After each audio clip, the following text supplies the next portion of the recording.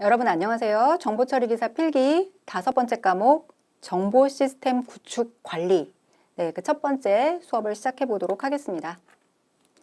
정보 시스템 구축 관리는 이렇게 4개의 챕터로 이루어져 있습니다. 그래서 첫 번째는 소프트웨어 개발, 방법론 선정에 대한 그런 얘기를 할 거고요. 두 번째 챕터에서는 IT 프로젝트 정보 시스템 구축 관리, 세 번째 챕터에서는 소프트웨어 개발 보안 구축, 네 번째 챕터에서는 시스템 보안 구축.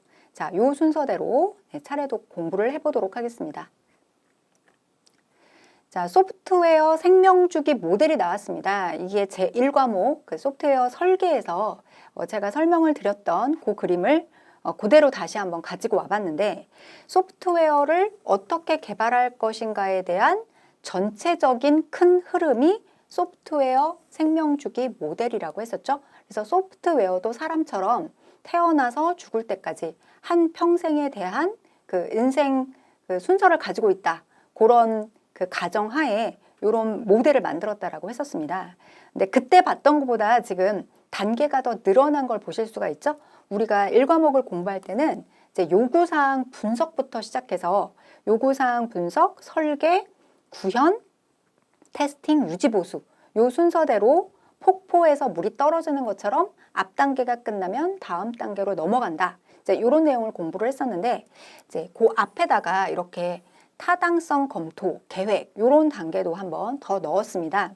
이제 기출 문제에 따라서 요 그 내용들이 단계의 내용들이 이렇게 더 늘어나기도 하고 조금 변형되기도 하니까 이제 여러 가지 내용들을 알고 계셔야지 이게 딱 요구사항 분석, 설계, 구현, 테스팅, 유지보수 이렇게 5개로 고정이다 이렇게 생각하면 안 되기 때문에 이렇게 다른 내용으로 한번 가져와 봤습니다. 자, 폭포수 모델이라고 하는 거의 특징 다시 한번 정리할게요. 앞 단계가 완료돼야 그 다음 단계로 넘어간다. 그죠? 타당성 검토가 끝나야 계획 단계로 넘어가고, 계획 단계가 끝나야 요구사항 분석 단계로 넘어가고, 이런 식으로 그 뒤에 있는 작업들은 대기를 할 수밖에 없는 거죠. 앞 단계가 안 끝났으면 할 수 없는 거예요.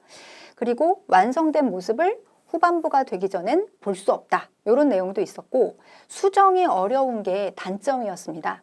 그렇죠? 폭포에서 물이 떨어지면 한 번 떨어진 물이 다시 올라가기가 어렵다. 그런 얘기였죠. 그래서 폭포수 모델이다. 이 내용을 다시 한번 기억을 해 주십시오. 자, 그 다음 두 번째 원형 모델이 있었습니다. 프로토타입 모델이었는데 점진적으로 시스템을 개발해 나가는 방법이었죠.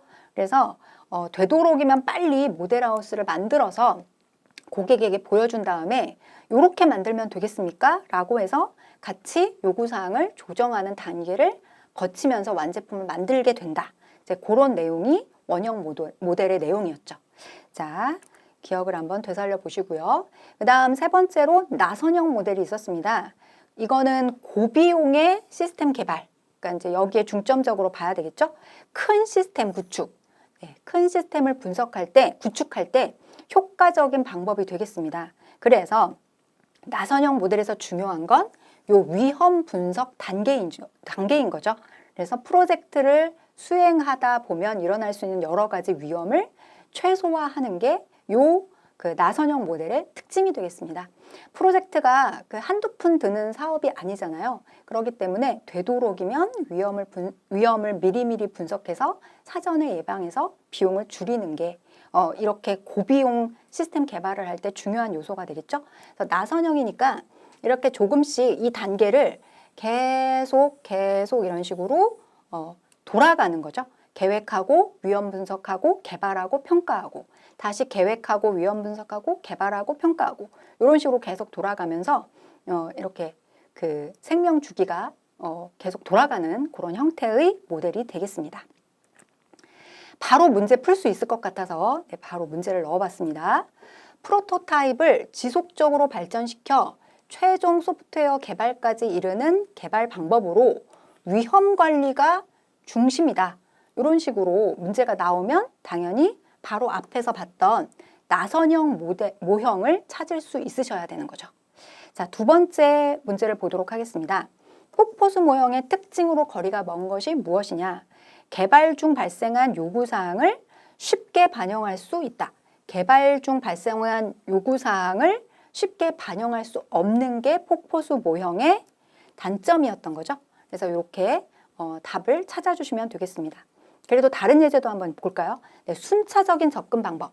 폭포에서 물이 떨어지는 것 같이 위에서부터 순차적으로 하나씩 단계가 끝나야 그 다음 단계로 넘어가는 거였고요. 단계가 끝날 때마다 산출물이 확실하게 나온다. 그런 내용도 있습니다. 그리고 이 모형이 가장 먼저 생긴 거고 가장 그 많은 사람들이 사용을 해봤기 때문에 성공 사례가 많다라고 하는 특징도 있다는 거죠. 여러 가지 그 다양하게 변형되어서 문제가 나올 수 있으니까 여기서 나오는 프로토타입, 나선형 모델, 폭포수 모델 이렇게 세 가지 모형은 반드시 다시 한번 꼭 복습해 주셨으면 좋겠습니다. 자, 소프트웨어 생명주기 모형 중 고전적 생명주기 모형이다. 고전적 생명주기 모형으로 선형이다. 이런 내용이 나오고요. 여기서 타당성 검토, 계획, 요구사항 분석, 구현, 테스트, 유지보수 이렇게 단계를 쭉 나열하면서 이 모형이 무엇이냐. 네, 이것도 폭포수 모형에 대한 설명이 되겠습니다. 각 회차별로 이렇게 같은 문제가 다양하게 지금 변형되어서 나오고 있죠. 그러니까 확실하게 정리하고 가셔야겠습니다. 자, 이번에는 가장 오래된 모형으로 많은 적용 사례가 있지만 요구사항의 변경이 어려우며 각 단계의 결과가 확인돼야지만 다음 단계로 넘어간다. 네, 어쨌든 폭포수 모형에 대한 설명입니다. 자, 이번에는 조금 다른 형태로 나왔습니다. 소프트웨어 개발 모형 중 나선형 모델 이렇게 아예 이름을 알려주면서 4가지 활동을 순서대로 나열해라. 이런 문제가 이제 3회에도 나왔고 4회에도 나왔다라는 거예요. 네, 똑같은 문제가 계속 출제가 되고 있는 걸 보니 중요하다라는 걸 알 수가 있죠. 그래서 일단 위험 분석을 2번째 했다라는 거를 기억을 해보시면 답이 바로 나옵니다. 자, 그래서 일단 2번을 찾아주실 수 있으면 되겠고요. 그래도 혹시 비슷하게 답을 나열했을 수 있으니까 확인해 보자면 계획을 먼저 수립하죠. 그리고 위험을 분석합니다. 그리고 그다음에 개발 및 검증을 끝나고 나면 고객 평가를 합니다. 이렇게 4단계가 계속 살을 붙여가면서 뱅글뱅글 돌아가는 그런 모양이었죠. 네, 나선형 모델은 이런 식으로 또 문제가 나올 수가 있으니까 순서도 꼭 알아놓으셔야겠습니다. 자, 이번에는 소프트웨어 개발 방법론을 다시 한번 정리해 보도록 하겠습니다. 소프트웨어 개발 방법론은 소프트웨어 개발 전 과정에 지속적으로 적용할 수 있는 방법, 절차, 기법 이런 것들을 지칭하는 용어다. 이렇게 설명이 되어 있는 거죠. 그래서 지금 시스템 개발 주기라고도 한다. 이렇게 정리를 하고 있습니다. 이 소프트웨어 개발 방법론을 결정해서 프로젝트를 진행해야 돼요. 왜 그래야 하는지 목적을 봤더니 생산성, 그죠? 생산성 그리고 품질을 향상 요 2가지의 목적 때문에 소프트웨어 개발 방법론이 필요하다라고 하는 거죠. 네, 그래서 소프트웨어 공학이 등장한 것이고 소프트웨어 공학에서도 이 가장 많이 활용되고 있는 것이 소프트웨어 개발 방법론이 되겠습니다. 자, 소프트웨어 개발 방법론을 세대별로 한번 정리를 해보도록 하겠습니다. 자, 1970년대에 구조적 방법론이 등장하게 됩니다. 여기서는 구조화 프로그래밍을 하자. 그 다음에 목적은 쉽게 이해할 수 있고 검증할 수 있는 프로그램을 작성하도록 하자. 네, 그때 제가 그 소프트웨어 설계 과목에서 말씀드릴 때 데이터 흐름도, 그 다음 소단위 명세서, 자료 사전 네, 이런 것들에 대한 설명을 드렸던 거 기억나시죠? 네, 그게 바로 구조적 방법론이 되겠습니다. 그리고 나서 1980년대에 정보공학 방법론이라고 하는 이런 개발 방법론이 생기게 되죠. 여기서는 관리 절차와 작업 기법을 체계화하자. 이런 거를 주장하면서 대형 프로젝트를 개발 주기를 이용해서 하자라고 하는 체계적으로 사용하자라고 하는 방법론이 되겠습니다. 그 다음 객체지향 방법론은 우리가 앞에서도 계속 얘기를 했었는데 90년대에 이 방법론이 나오게 됐네요. 그래서 데이터와 그 데이터에 관련되는 동작 요거를 나누어서 캡슐화 얘기도 했었고 상속 얘기도 했었고 정보 은닉 얘기도 했었고 네, 기억나시죠? 네, 정보 지향 방법론이 있었습니다. 그리고 2000년대에 들어서면서 컴포넌트 기반 방법론 여기 기출 문제를 보니까 컴포넌트 기반 방법론이라고 안 하고 뭐 다짜고짜 이렇게 CBD, 네, 물론 이제 약자를 서술해주면 어떤 거의 약자라는 거를 서술해주면 이제 알아내기가 쉬운데 CBD라고만 그냥 나올 수 있어서 같이 알아놓으시라고 이렇게 넣어드렸으니까 꼭 알아놓으셔야 됩니다.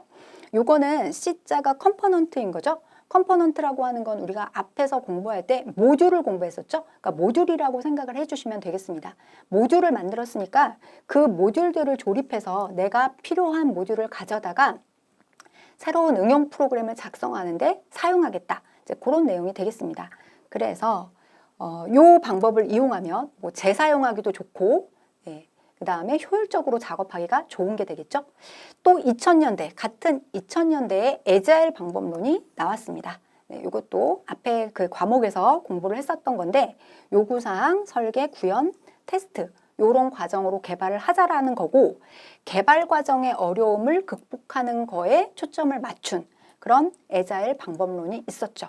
그리고 2010년대에는 제품 계열 방법론이라고 해서 이제 워낙 인베디드 시스템이 활성화되어 있기 때문에 특정 제품에 수용하고 싶은 공통된 기능을 만들고 이거를 인베디드 소프트웨어로 작성하자. 네, 그런 방법론이 2010년대의 제품 계열 방법론이 되겠습니다. 그래서 요 순서를 쭈루룩 한번 네, 뭐 외울 것 같지는 없지만 각 내용들을 보면 이게 어떤 방법론을 설명한 건지 정도는 이해하실 수 있어야 되겠죠? 자, 문제 한번 바로 풀어보도록 하겠습니다. 자, CBD, 컴포넌트 베이스드라고 이렇게 풀어서 얘기를 해주면 어떤 방법론인지 쉽게 알 수가 있네요. 그죠? 그래서 요 설명에 대한 틀린 것을 찾도록 이런 문제가 나왔습니다. 개발 기간 단축으로 인한 생산성 향상. 네, 모듈이 이미 개발되어 있는데 그 만들어진 모듈들을 다시 조립을 해서 새로운 응용 프로그램을 만드는 거니까 당연히 개발 기간이 단축되겠죠. 새로운 기능 추가가 쉬운 확장성. 네, 그것도 맞습니다. 그리고 소프트웨어를 재사용하기가 쉽게 되겠죠. 네 번째 보시면 1960년대라고 하는 이상한 연도가 지금 등장을 하고 있습니다. 이 CBD는 2000년대라고 아까 앞에서 봤던 거 기억나시죠? 그래서 소프트웨어 개발 방법론 2000년대에 많이 적용됐다. 이렇게까지 이해를 해주시면 되겠습니다. 틀린 거 4번 이렇게 찾아주시고요. 자, 이번에는 개발 방법론을 결정하는 순서를 한번 따라가 보도록 하겠습니다. 개발 방법론을 아까 앞에서 우리가 쭉 여러 가지 방법론을 봤는데 내가 이 프로젝트를 진행할 때 어떤 개발 방법론을 따라서 할지를 결정해야 된다는 거예요. 자, 먼저 프로젝트를 볼까요?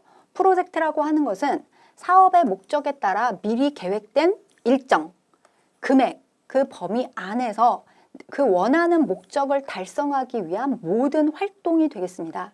그 활동을 하는 거에 이 개발 방법론을 미리 만들어져 있는 개발 방법론을 하나 결정해서 잘 접목을 해서 사용을 하자. 그래서 프로젝트를 훨씬 더 원활하고 효율적으로 하자. 이제 이런 내용이 되겠죠. 프로젝트는 어디에다가 중점을 두어서 관리를 하느냐 봤더니 일정 관리, 아까 여기 앞에서 프로젝트를 정의할 때 미리 계획된 일정이 있었다고 했습니다. 그래서 일정 관리, 예산 관리, 미리 정해진 금액이 있다고 했었죠. 그러니까 예산을 잘 관리해야 되고요. 그 다음 인력 관리가 있습니다. 그리고 위험 관리, 품질 관리 이렇게 5가지로 프로젝트를 나누어서 관리를 하고 있죠. 그래서 이 관리하는 내용과 가장 우리의 프로젝트에 가장 맞는 개발 방법론이 무엇인지를 결정해야 된다는 거죠. 자, 첫 번째로는 프로젝트의 일정, 비용, 투입 자원, 재사용 현황 요 상황들을 개발 방법론에 반영을 하도록 하는 그런 순서가 있습니다. 그다음 두 번째는 생명 주기에 맞춰 개발 단계별 작업 및 절차를 수립하라고 되어 있는 거죠. 그리고 세 번째는 확정된 개발 방법론의 개발 단계별 활동 목적과 작업 내용 및 산출물에 대한 매뉴얼을 작성하게 됩니다. 자, 그러니까 개발 방법론을 결정하는 순서를 보니까 일단 우리 프로젝트와 거기에 맞는 개발 방법론을 하나 결정을 한 다음에 이 2가지를 접목해서 그 생명주기에 맞춘 단계별 작업과 절차를 만들고 그 다음 세 번째로는 매뉴얼을 작성하는 이런 단계라는 거죠. 자, 이번에는 이제 프로젝트에서 중요하게 관리하는 게 비용이라고 말씀을 드렸었습니다. 그래서 비용 산정 모델을 한번 보도록 하죠. 일단 세 가지로 크게 나누어서 비용 산정 모델을 볼 수가 있겠는데 하향식 방법이 있고 상향식 방법이 있고 수학적 방법이 있고 이렇게 세 가지로 나누었습니다. 하향식 방법은 위에서 이렇게 아래로 내려오는 거죠. 그러니까 예전에 이런 프로젝트를 진행했던 경험이 있다라는 거예요. 그 경험에 비추어서 그냥 비용을 결정해 버린다라는 그런 식으로 이해를 하시면 될 것 같아요. 살짝 비과학적이라고 생각하시면 되겠죠? 자, 전문가한테 감정하는 방법이 있습니다. 경험과 지식을 갖춘 2인 이상의 전문가한테 자, 내가 이러이러한 프로젝트를 진행하려고 하는데 비용이 어느 정도 들까요? 이렇게 한번 산출을 의뢰한다는 거예요. 그러니까 어떤 전문가를 만나느냐에 따라서 사실은 비용이 굉장히 이랬다 저랬다 할 수 있겠죠. 다음 두 번째로는 델파이 방법이 되겠습니다. 요거는 기억을 해 놓으시는 게 좋겠죠? 델파이 방법.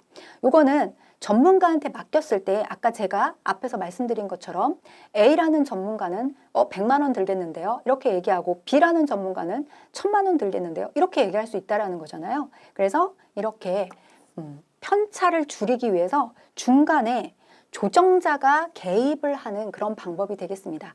조정자가 조정해서 A는 100만 원이라고 했고 B는 1000만 원이라고 했는데 아마 이 프로젝트를 진행하려면 한 500만 원 정도가 필요할 것 같네요. 물론 이렇게 간단한 작업은 아니겠지만 이런 식으로 해서 최종 견적을 결정하는 방식 이렇게 두 가지가 하향식 방법에 들어간다. 구별을 해 놓으시면 되겠네요. 다음 두 번째는 상향식 방법입니다. 이게 조금 더 과학적이겠죠? 맨 아래에 이렇게 모듈들이 이렇게 트리 형식으로 되어 있다면 아래에서부터 하나 모듈을 만들기 위해서 어느 정도의 비용이 드는지를 하나하나 이렇게 따져 나가면서 걔네들을 결합시켜서 최종적으로 얼마가 들겠구나라고 하는 걸 알아내는 그런 방식이라고 보시면 되겠습니다. 자, 일단 원식 코드 라인수 LOC라고 하는 이름을 기억을 해 놓으세요. 그래서 총 이 소프트웨어를 만들기 위해서 얼만큼의 그러니까 소프트웨어 코딩하는 그 라인이 몇 줄이 나올까 이제 이런 것들을 따져본다라는 거죠. 그래서 여기서는 원식 코드의 비관치, 낙관치, 기대치라고 했는데 최소 100줄부터 최대 1000줄까지 나올 것 같습니다. 이런 내용들을 쭉 측정을 한 다음에 그걸 가지고 비용을 따져본다. 그런 내용이 되겠죠. 그 다음에 그 앞에 나온 LOC라고 하는 조 기법을 보완해서 맨먼스라고 하는 M/M이라고 써져 있는데 앞에는 사람을 뜻하는 맨이고요. 뒤에 있는 M자는 이제 먼스, 월을 뜻하는 M자가 되겠습니다. 그래서 한 달에 한 사람이 얼만큼의 코딩을 할 수 있는지 그 양을 측정을 한 후에 그걸 가지고 비용을 산정해내는 그런 방법이라고 보시면 되겠죠. 네, 제가 요거는 다음 강좌에서 기출문제를 풀면서 다시 한번 설명을 드리도록 하겠습니다. 자, 이번에는 이제 수학적 방법에서 나온 모형을 보도록 할 텐데요. 코코모 모형이 있습니다. 일단 첫 번째로 코코모 모형은 보헤미 제안한 방식이 되겠습니다. 그래서 요것도 LOC 기법, 아까 앞에서 봤던 LOC 기법을 이용해서 그래서 비용을 산정하는 방법이 되겠습니다. 네, 뒷페이지에서 좀 더 자세히 볼게요. 그 다음 생명주기 예측 모형, 푸트남이라고 하는 이름의 모형을 기억을 해주시면 되겠습니다. 소프트웨어 개발 주기가 있었죠? 거기에서 각 단계가 넘어갈 때마다 그 비용이 다 다르다라고 해서 산출을 하는 그런 기법이 되겠습니다. 다음 세 번째는 펑션 포인트 모형, FP라는 약자를 쓰는데 이런 모형이 있습니다. 그래서 각 기능에다가 가중치를 부여한 다음에 가중치를 계산해서 그걸로 이제 최종적인 비용을 산출하는 그런 방법이 되겠죠. 자, 일단 지금 앞에 나온 그 분류 내용만 가지고 기출문제를 한번 풀어보도록 하겠습니다. 소프트웨어 비용 추정 모형이 아닌 것을 고르시오라고 했습니다. 앞에서 제가 하향식, 상향식, 수학식 해가지고 쭉 설명을 드렸던, 소개했던 그 추정 모형이 아닌 애를 찾아주시면 되겠죠. 네, 여기서 뭐 코코모는 봤고요. 푸트남, 그다음 펑션 포인트가 FP, 기능 모형이었죠. 그러면 4번이 답이라고 하는 걸 찾아내실 수 있으면 되겠습니다.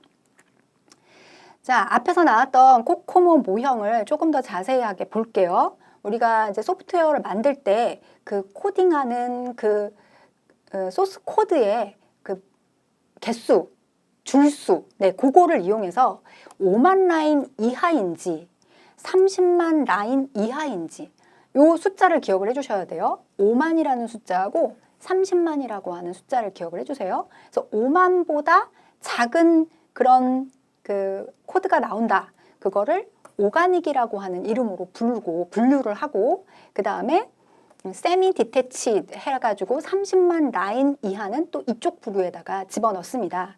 그리고 30만 라인이 넘어간다. 그러면 임베디드라고 하는 이런 분류로 3개로 이렇게 분류를 해놨죠. 3개를 분류를 해서 비용을 산정하게 된다라고 하는 내용이죠. 일단은 여기까지만 알고 가도록 하겠습니다. LOC 기법을 사용한다라고 하는 거라 그다음 예상 비용을 구하는 이제 공식 정도가 나와 있는데 이 정도만 알고 갈게요. 그 다음 푸트남 모형을 보겠습니다. 아까 앞에서 그 소프트웨어 개발 주기, 각 개발 주기의 단계가 달라질 때마다 거기에서 발생하는 비용을 다르게 이렇게 측정을 해서 합산하는 그런 모형이라고 했었습니다. 그래서 요거는 대형 프로젝트의 노력 분포 산정에 이용된다. 요 용어를 기억을 해주시고 개발 기간이 늘어난다라고 하면 프로젝트 적용 인원의 노력이 감소한다. 요 얘기도 같이 기억을 해주시면 되겠습니다. 네, 앞에서 나왔던 그 내용을 가지고 어떤 기출문제가 있었는지 바로 풀어볼게요. 코코모 모델의 프로젝트 유형으로 거리가 먼 것을 찾으라고 했습니다. 아까 그 코드의 라인 수가 5만 이하냐, 30만 이하냐, 30만 이상이냐 이렇게 3가지로 나눈다고 했었죠. 그래서 거기에 해당하지 않는 거 네, 바로 찾을 수 있으시겠죠? 네, 4번을 찾아주시면 되겠습니다. 자, 또 비슷한 내용인데 이렇게 코코모 모델 중 기관 내부에서 개발된 중소규모의 소프트웨어로 일괄 자료 처리나 과학기술 계산용, 비즈니스 자료 처리용으로 뭔가 설명은 굉장히 장황한데 결론은 5만 라인이라고 하는 숫자가 보이시죠? 네, 그러면 바로 답을 오가닉이구나 이렇게 찾을 수 있다는 내용이 되겠죠. 네, 또 혹시 모르니까 5만 라인 말고 네, 이런 식으로 중소규모 프로젝트다. 그 다음에 일괄 자료 처리, 과학기술 계산용, 비즈니스 자료 처리용이다. 이런 용어도 같이 기억해 주시면 좋겠습니다. 자, 그다음 3번째 펑션 포인트 모형이 되겠습니다. FP라고 하는 약자를 쓰게 되는데 여기서 중요한 거는 이렇게 각 기능들이 있어요. 자료가 입력되는 거, 정보가 출력되는 거, 명령어, 데이터 파일, 필요한 외부 루틴과의 인터페이스 이런 식으로 기능을 다 쪼개놓고 그 쪼개놓은 자료별로 이렇게 가중치를 준다는 거죠. 가중치를 준다는 거죠. 그래서 지금 보시면 자료를 입력할 때 단순한 형태다. 그러면 가중치가 3이라는 걸 알 수가 있습니다. 여기서 지금 가중치가 제일 큰 걸 보니까 15라는 가중치가 부여된 게 있네요. 데이터 파일이 복잡할 때 15라고 하는 가중치를 받게 됩니다. 그래서 이렇게 가중치를 기능별로 쪼갠 다음에 가중치를 넣어서 계산한 걸 갖고 전체 합산해서 비용을 산정하게 되는 그런 방식이라고 보시면 되겠죠? 자, 이건 어떻게 문제가 나왔는지 기출문제를 보겠습니다. 기능 점수 모형에서 비용 산정에 이용되는 요소가 아닌 것은 이렇게 나왔죠. 그러니까 앞에서 지금 다시 한번 보고 볼까요? 자료 입력, 정보 출력, 명령어, 데이터 파일, 필요한 외부 루틴과의 인터페이스 여기에 해당되지 않는 요소를 찾아주시면 되겠죠? 그러니까 명령어, 데이터 파일, 출력 보고서 자, 요거는 앞에서 봤던 내용이고요. 답 아닌 것은 클래스 인터페이스가 되겠습니다. 자, 그리고 이번에는 자동화 추정 도구를 또 기억을 해주셔야 됩니다. 여기 보시면 레일리 노든 곡선이라고 하는 요거하고 푸트남 예측 모델 요 2개를 기초로 해서 개발된 자동화 추정 도구가 보이시죠? 요거 SLIM 그냥 소리 나는 대로 슬림이라고 그냥 부르겠습니다. 요 도구를 기억해 주시면 되겠는데 특히 요 푸트남 모델을 기초로 해서 개발됐다라고 하는 용어가 나오면 슬림을 기억해 주시면 되겠죠. 그 다음 두 번째는 다양한 프로젝트와 개인별 요소를 수용하도록 여기서는 FP 모형이 나옵니다. FP 모형을 기초로 해서 만들어졌다. 이런 내용이 나오면 여기에 나오는 게 ESTIMACS. 네. STMAX. 네. 이렇게 소리 나는 대로 그냥 읽어서 자동화 추정 도구. 이렇게 기억을 해주시면 되겠죠. 자, 문제를 한번 풀어보겠습니다. 네, 푸트남 모형을 기초로 했다. 이런 얘기가 나오면 뭐라고 했죠? 네, 답은 두 번째 슬림을 찾아주시면 된다라고 얘기를 했었죠. 자, 이렇게 해서 정보 시스템 구축 관리의 첫 번째 시간을 오늘 마무리하도록 하겠습니다. 네, 수고하셨습니다.